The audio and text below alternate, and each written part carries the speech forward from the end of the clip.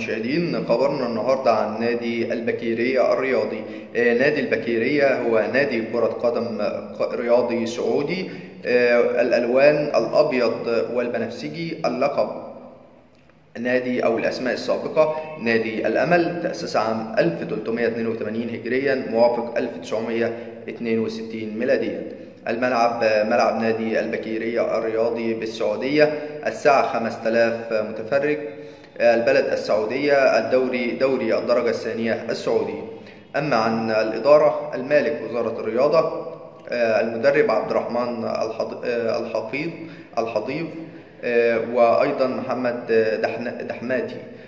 وأيضا بعض التاريخ: أكبر خسارة 8 مقابل 2 ضد الاتحاد، والهداف محمد كيتا. بشكركم أعزائي المشاهدين، وأتمنى دايما إن انتم تتابعونا باستمرار وتشتركوا في القناة وتفعلوا زر الجرس عشان يوصلكم منا كل جديد عن أخبار الكرة العالمية والمحلية، وأيضا الأندية السعودية والمصرية والدولية. والسلام عليكم ورحمة الله وبركاته.